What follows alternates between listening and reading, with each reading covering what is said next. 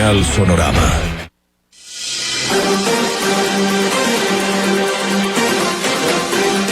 Claro que sí, amigos, ya son 9 de la mañana con 10 minutos, empezamos puntuales nuestro nuevo segmento que nos llena de mucha alegría y también expectativa, Sonorama Centinela.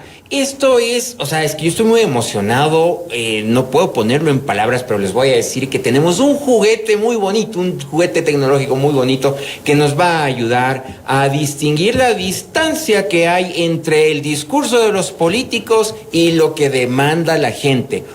Justamente es una medición de la conversa social, ya nos lo explicará nuestro anfitrión con más detenimiento, pero esto es lo clave, es decir, ¿qué siente, qué quiere, qué demanda la comunidad?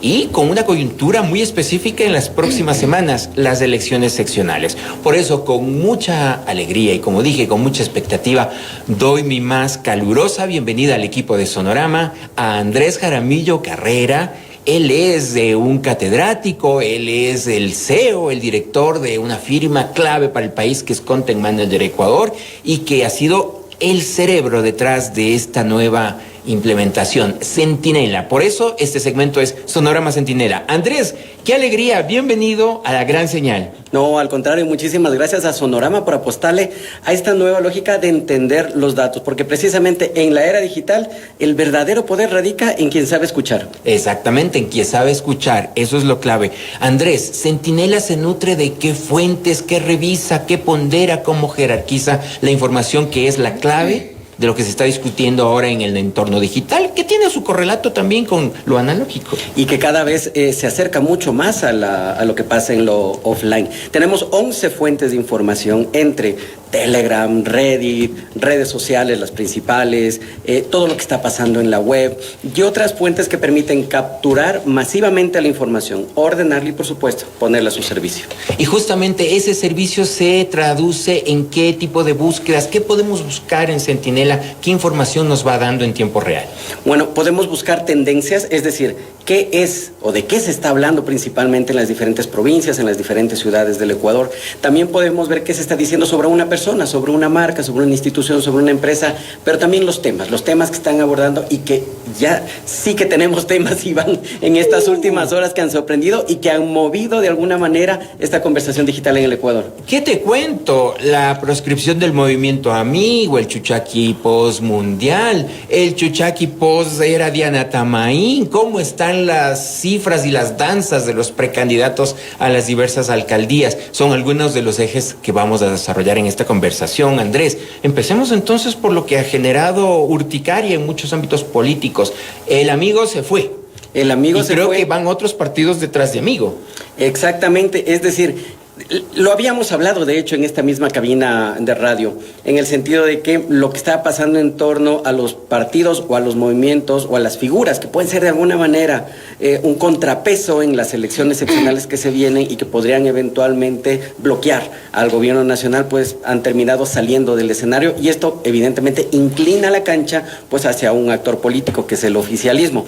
¿Qué es lo que ha pasado digitalmente? Desde que se conoció la noticia de que efectivamente el movimiento amigo no estaría o no podría inscribir candidatos, es decir, desde el viernes pasado, 17 de julio hasta hoy, bueno, hasta el día de ayer, 20 de julio, hubo 1.2, un poco más de millones de menciones sobre el tema. Es decir, es un tema que llegó a una escala de 8, que es una escala que nosotros podemos poder medir para ver qué tan caliente es el tema, ¿no es cierto? 8 es una medida muy alta, pero sobre todo miren el sentimiento negativo que ahora mismo quienes están viendo la pantalla o quienes nos están siguiendo a través del streaming de Sonorama lo pueden ver. 70% de negatividad, 70% de rechazo a esta decisión. Y yo diría que aquí ya empezamos a detectar, amigos, uno de los primeros valores agregados que tiene Centinela, esta herramienta que es la base de Sonorama Centinela.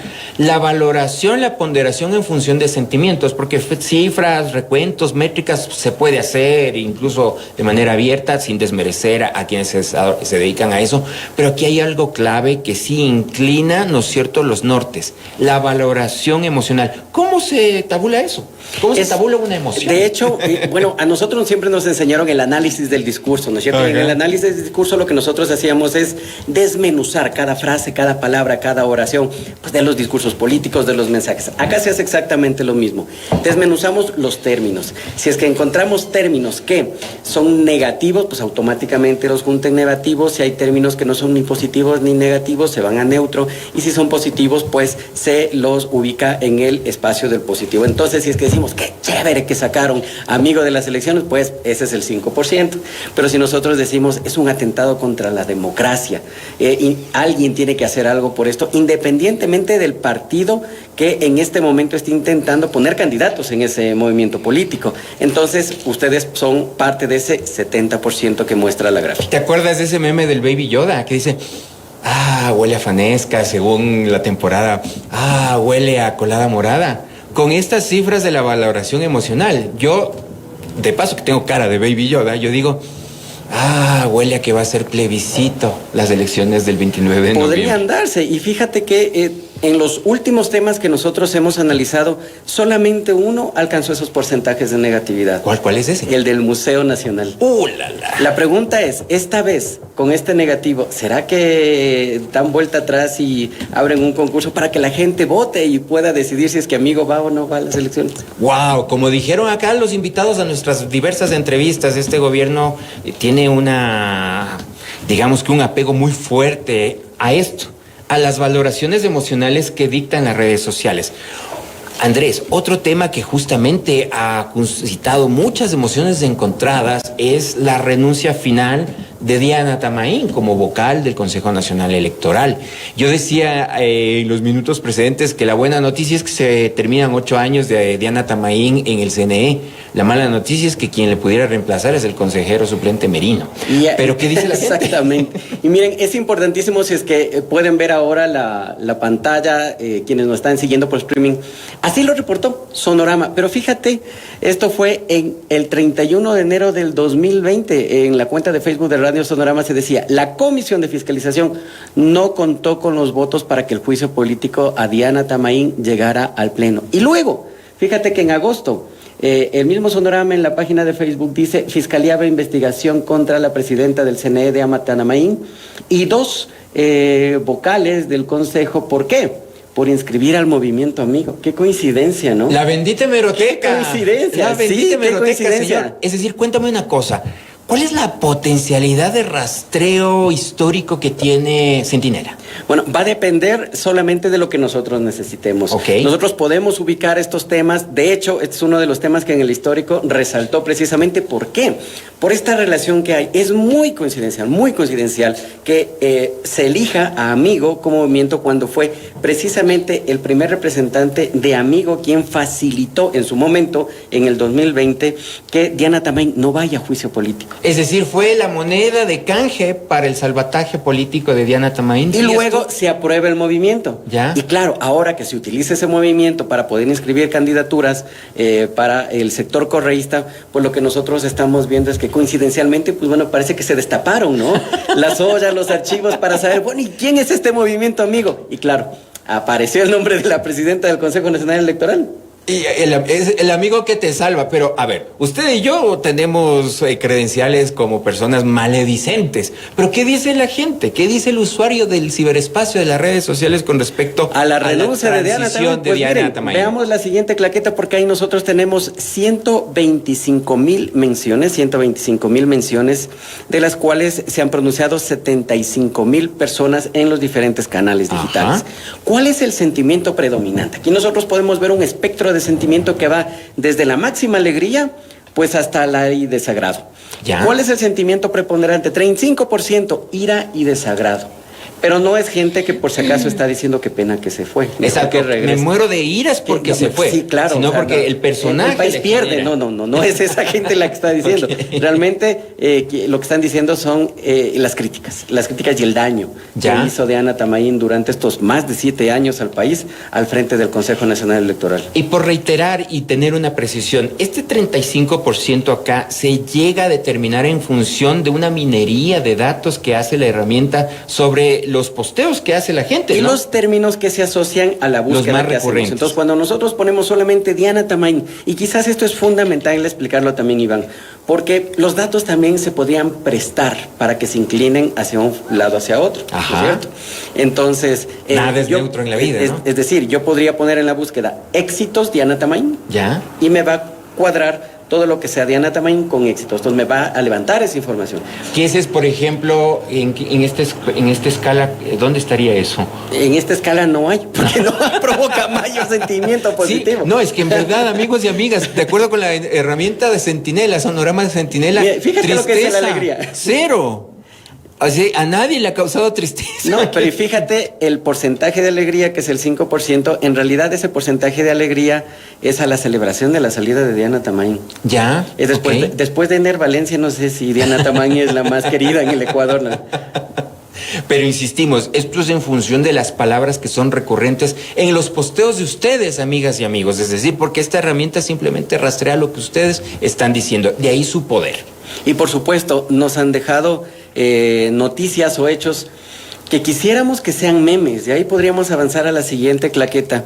No, ¿sabes qué? Antes de avanzar a la siguiente claqueta, más bien pongamos la anterior, donde está un ejercicio así malicioso que circula en las redes sociales de cómo sería la papeleta del 29 de noviembre. No sé si mi querido por David... Por supuesto, con la puedes intervención de la expresidenta del CNE y todo lo que se ha ido dando para inclinar la cancha a favor, pues fíjense esta papeleta que nos propone la asambleísta alterna Ana Villaquirán. Ya. En su cuenta de X, que fue una de las que más interacción tuvo, ¿no? Fíjate que en poquísimas horas tuvo... 19,000 ¿19? Visualizaciones, ajá, pero fíjate los retweets, ¿no? Ya. Son más de 600 retweets que tuvo en poco tiempo, y es quizás por esta creatividad. A veces consumimos también la política a través del meme, porque el meme se convierte en una forma de desfogar. Exactamente. Esta frustración, esta por tristeza, eso es más contundente el meme, por eso es ¿no? más contundente. Entonces, si creían que no podía existir el Daniel Noboa, Leonidas Issa, pues ahí está en la papeleta. ¿Cuál es tu favorito, Iván? Uy, este es el multiverso de la democracia, ¿no es cierto? Fíjate, ahí yo veo un Guillermo Noboa, ahí yo veo un Leonidas Noboa. El que más me atrae a mí es el de Bolívar Armijo, Daniel Noboa, ¿no? Sí, sí. Que lo podemos ver en la franja inferior, desde la derecha al segundo. Creo yo que ese es el Bolívar Noboa. ¿Me repite la pregunta? Qué tenaz. Pero sí, justamente por eso los políticos le tienen tanto temor al meme. E incluso, vengo del futuro, Andrés, muchos políticos querrán conocer cómo funciona tu herramienta, porque esto es un espejo, sin concesiones, de lo que en realidad ellos para mostrar la brecha entre lo que ellos creen de sí mismos y lo que la gente realmente piensa de ellos. Y hay una realidad que le pasa a todos los políticos y también a las autoridades, a quienes están al frente de grandes empresas, y es que a veces el día a día los encierra. Exacto. En una burbuja. Entonces tú tienes a personas que dicen, todo está perfecto, todo está muy bien, usted va a ser el próximo alcalde, usted va a ser el prefecto. Pues y en la práctica los datos nos están diciendo otra cosa, y por eso es la importancia de tener datos e información.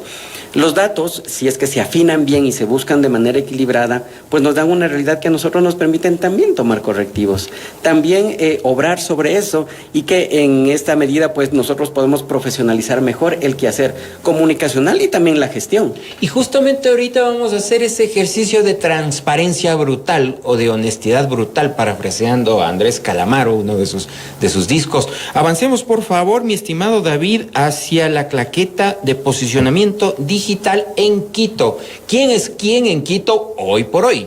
Bueno, esto es algo que hemos sacado en las últimas horas. De hecho, mientras estábamos aquí en la radio y me veían que estaba corriendo como hormiguita pidiendo la clave de Wi-Fi. Y esto tiene que ver con, sin Pavel Muñoz en la papeleta electoral, porque ya no se podía inscribir por el movimiento amigo y queda poquísimo tiempo para poder hacer, bueno, ya alianzas ya no se pueden hacer. ¿Cómo estaría? Pues fíjate que Jorge Yunda estaría arriba, con 120 menciones. Insisto, son estas horas que hemos estado aquí en la radio. Un porcentaje de sentimiento positivo del 25%, negativo del 35% y neutro del 40%. ¿Qué pasa con Jorge Yunda? De Jorge Yunda se habla más, ¿sí? En este muestreo, pero se lo rechaza también más. Ya. Porque cuando nosotros damos clic y vemos cuáles son esos elementos que le están generando una piedra en el zapato, pues vemos que primero está su pasado dentro del municipio y las acusaciones de supuesta corrupción dentro del municipio. Claro, Digo supuesta porque... entre neutro y negativo son 75%. Exactamente. Y esa negatividad tiene que ver con la percepción que hay de la audiencia digital de que efectivamente no fue una buena administración y de que se cometieron irregularidades. Yo sé que me van a decir, pero ya un tribunal dijo y lo absolvió de todo ese tema. Sí, pero la audiencia digital todavía no lo sabe. ¿Ya? Es decir, la gente todavía no se ha enterado de que efectivamente hubo una resolución judicial frente al tema, y quizás ese es uno de los grandes retos que tiene Jorge Yunda para el candidato. Toca hacer una cuña gratuita, una cuña necesaria. Andrés Jaramillo, el cerebro detrás de Centinela. Señores candidatos, conéctense todos los martes 9 y 10 de la mañana a Sonorama Centinela. Asesoría política gratuita, señores. ¿Cómo les gusta? Y además que se nos viene un espacio muy interesante para las elecciones, que no quiero adelantar mucho, pero que efectivamente va a poder confrontar a los candidatos con sus datos reales. Ya sin los asesores, sin la gente que les esté diciendo que todo va perfecto, sin teleprompter. Es decir, en el buen sentido de la palabra, Andrés, los vamos a enyuchar digitalmente hablando. Así es que desde ya la invitación abierta y cordial a todos los candidatos para que se puedan unir a este espacio y conocer estos datos digitales. ¿Quién está en este nuevo escenario sin Pavel Muñoz? Segundo, pues Wilson Merino. Me llama la atención muchísimo de Wilson Merino, que fíjate que es uno de los que tiene mayor sentimiento positivo. ¿Ya? Es un 40% de sentimiento positivo, y claro. Porque bailó en Sonorama. Ese es el video que le hicieron bullying. Le hicimos bailar al alcalde Muñoz, le hicimos cantar El amor después del amor. ¿Sí? Así. Medio premonitorio eso. Y miren lo que pasó con Wilson Merino. Él básicamente podía entrar como un buen tercero a la candidatura, pero hoy vemos que ya sus posibilidades se incrementan sin Pavel Muñoz, pero al mismo tiempo podría ser un contrapeso. ¿Por qué? Porque su campaña se ha basado en atacar al alcalde. Pero si el alcalde no va a ser candidato, ¿cuál va a ser la plataforma? Cae la estantería. Claro, se te cae la estantería. Entonces, había una posibilidad en el caso de Merino, en la medida en que pueda reestructurar su campaña y que pueda adaptar su estrategia a esta nueva realidad. En el tercer lugar aparece Giovanna Ovidia, directora del Seguro Social Campesino, precandidata de Acción Democrática Nacional para la alcaldía de Quito. Aquí voy a ser de abogado del diablo, doctor, y le digo, ¿cómo no entender que la señora Ovidia aparezca allí sin la magia de potenciales cuentas sociales afines al oficialismo que estén ahí como el pajarito de Homero Simpson? Dele clic, clic, clic, clic, clic. No, y además a mí me llamó mucho la atención porque no es un personaje conocido, no es una figura que ha venido trabajando a lo largo del tiempo. Sí, yo la conozco porque me ha hablado de ella Katy Altamirano. Pero ¿qué es lo que ha pasado? No, fíjate que sí la conocía, obviamente. Tenemos muchos likes en torno a ella, no por su rol como política, sino por su imagen. Ok. Es decir, la gente valora que sea una mujer muy guapa. Ya. Entonces le da muchos likes precisamente porque tiene esa conexión, digamos, con las personas que le están viendo. Todavía no se han enterado que es candidata del gobierno, que es efectivamente... no me digas, eso es lo que arroja esta medición. Exactamente. Entonces hay una empatía inicial que no va conectada. Ahora que, digamos, su nombre ya se ha hecho público y que la van a empezar a conocer y que va a estar en medios de comunicación, pues ya tendremos una medición mucho más acertada a la coyuntura política. Pero ciertamente les parece a la ciudadanía más guapa Giovanna Ovidia que Jorge Yunda. A mí también. Sí, claro que sí, eso no hay mucha ciencia en eso.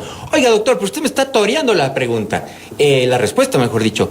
¿Cómo se protege la herramienta de Sonorama de Centinela de que este ranking, este posicionamiento sea algo más orgánico y no de lo que pudiera venir de granjas, de cuentas trolls, de mi familia, de mi abuelita? Porque claro, para mi abuelita yo también soy más guapo. Pero bueno, la abuelita sí vota, al menos tendría ese voto. Pero ¿qué es lo que hacemos? Miran, hay patrones que permiten identificar cuándo son cuentas troll y cuándo son cuentas orgánicas. Ok. Por ejemplo, las cuentas troll no tienen identidad.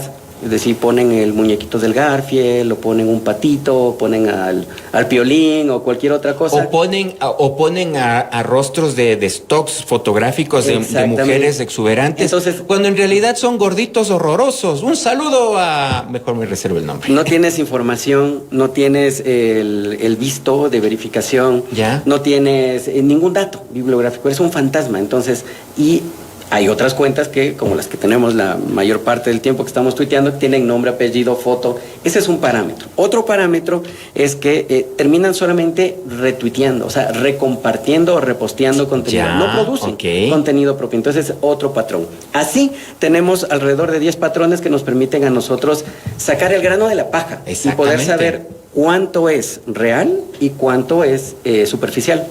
Wow, oiga, esto es en verdad, como dije al inicio, oro digital, al alcance gratuito de nuestra audiencia, ¿no es cierto? Y que va a ir mostrando la evolución emocional, la evolución en términos de conocimiento, de recordación de una figura, y luego también me imagino que vamos a poder cruzar. Es decir, ¿qué se dice si hacemos una dupla Jorge Yunda, Pavel Muñoz? Si hacemos duplas, ¿qué se dice en Jorge Yunda, Merino? ¿Se puede hacer esto con Por supuesto, Centinela? Incluso hemos últimamente hecho un experimento para saber o tratar de entender qué es lo que está pasando por barrios o por sectores en Quito. Por ejemplo, ¿qué es lo que le está doliendo a Quitumbe? ¿Qué es lo que le está doliendo a Calderón? ¿Qué es lo que le está doliendo a Chillogallo?